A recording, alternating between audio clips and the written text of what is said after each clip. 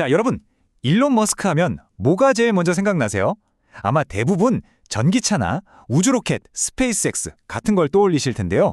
근데 오늘은요, 그보다 훨씬 더 깊은 얘기를 해볼까 합니다.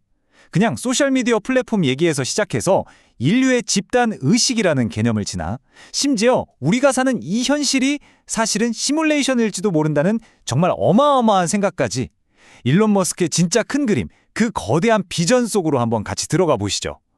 아마 우리가 아직 묻는 법조차 모르는 질문들이 가장 중요한 질문들일 겁니다.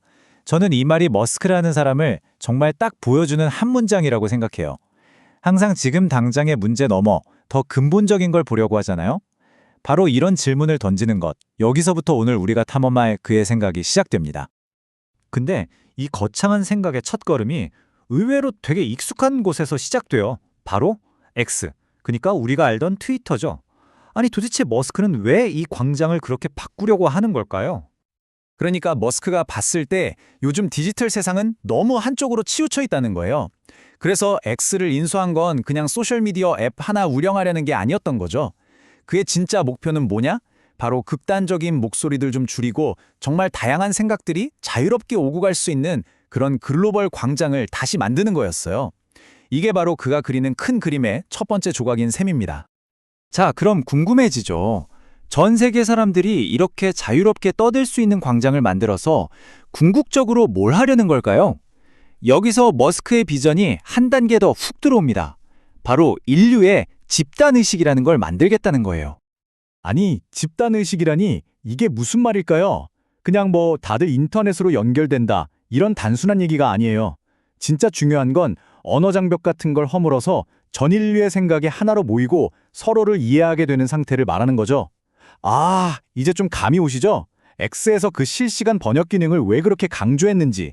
그게 그냥 편리하라고 만든 기능이 아니라 이 엄청난 비전을 실현하기 위한 핵심 도구였던 거예요. 머스크가 드는 비유를 들어보면 이게 확 와닿아요. 한번 생각해 보세요. 세포 하나는 뭐 할 수 있는 게 없죠. 근데 이 세포가 30조, 40조 개가 모여서 인간이 되면 우리처럼 대화를 하잖아요.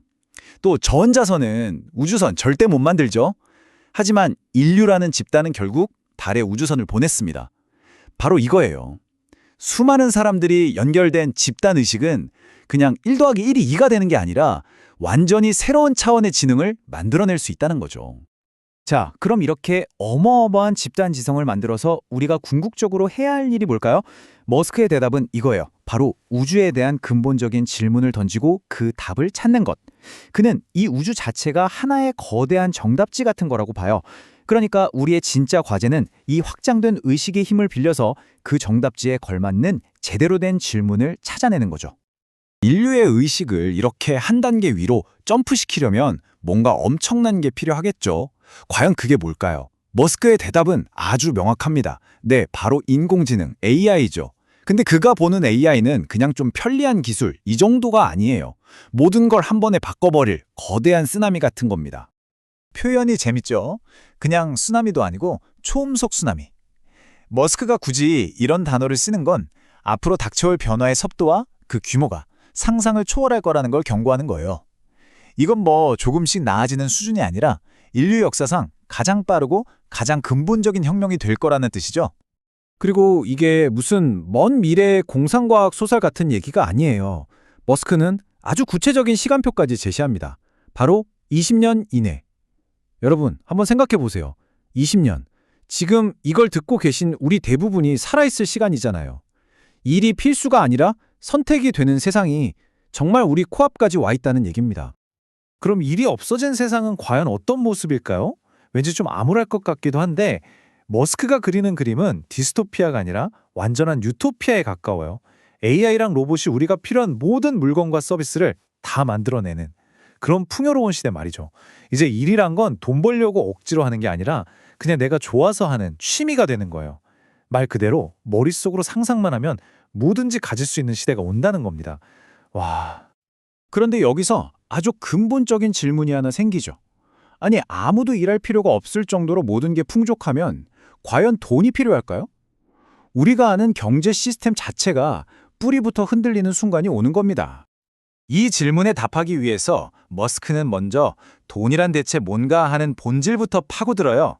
그가 보기에 돈은 그 자체로 가치가 있는 게 아니에요. 그냥 인간의 노동력을 어디에 쓸지 배분하고 또 사람들을 일하게 만들기 위한 일종의 정보 시스템이라는 거죠. 데이터베이스 같은 거예요. 자, 그렇다면 AI가 인간의 노동을 완전히 대체하는 순간 이 정보 시스템이 과연 계속 필요할까요? 이게 바로 머스크가 예측하는 가치의 대전환입니다. 인간 사회의 약속을 기반으로 하는 돈이라는 시스템에서 우주의 물리 법칙에 기반을 둔 에너지로 가치의 기준이 옮겨간다는 거죠. 한번 생각해 보세요. 에너지는 정부가 마음대로 찍어낼 수가 없잖아요. 그러니까 이게 진짜 희소성을 가진 궁극의 화폐가 될 거라는 겁니다. 결국 기술 발전으로 모든 게 풍족해지는 세상에서면 돈이 사라질 수밖에 없다는 게 결론이에요. 왜냐하면 AI가 물건이랑 서비스를 만들어내는 속도가 우리가 돈을 찍어내는 속도를 압도해버릴 테니까요. 그럼 어떻게 될까요? 모든 것의 가격이 거의 0에 가까워지는 엄청난 디플레이션이 오겠죠. 이런 세상에서 돈은 더 이상 아무런 의미가 없어지는 겁니다. 자, 여기까지 한번 정리해 볼까요? X로 인류의 의식을 하나로 묶고 AI로 물질적인 풍요를 이룬다.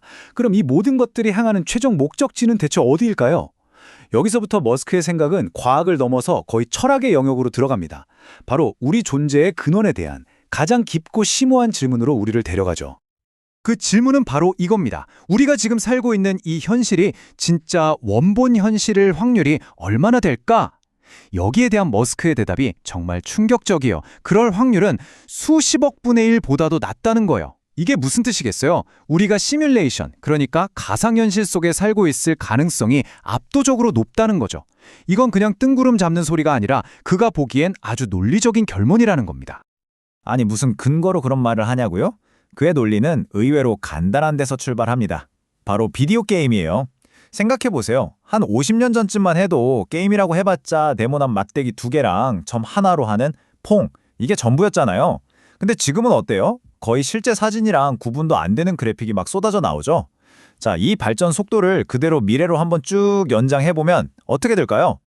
머스크의 논리는 사실 되게 간단한 확률 계산이에요. 만약 우리 인류 문명이 망하지 않고 계속 발전한다면 언젠가는 현실이랑 완전히 똑같은 시뮬레이션을 수십억 개, 아니 그보다 훨씬 더 많이 만들어낼 거라는 건 거의 확실하잖아요. 자, 그럼 여기서 문제. 딱 하나뿐인 원본 현실이랑 수십억 개가 넘는 시뮬레이션 현실 중에서 우리가 지금 존재하고 있는 곳이 어딜 확률이 더 높을까요? 그렇죠. 통계적으로 보면 답은 너무나 명백합니다. 좋아요. 그럼 만약 여기가 진짜 시뮬레이션이라면 우리는 여기서 어떻게 살아야 할까요? 머스크는 마지막으로 정말 도발적인 생각을 하나 던집니다. 가장 흥미로운 결과가 가장 가능성 있는 결과다. 이게 무슨 말이냐면 마치 다윈의 자연 선택처럼 수많은 시뮬레이션이 있다면 그중에서 가장 흥미진진하고 재미있는 시뮬레이션만 계속 켜두지 않겠냐는 거죠. 어쩌면 우리가 이 세상을 더 신나고 더 의미 있게 만들어야 하는 이유가 바로 여기에 있는 건지도 모르겠습니다. 여러분은 어떻게 생각하시나요?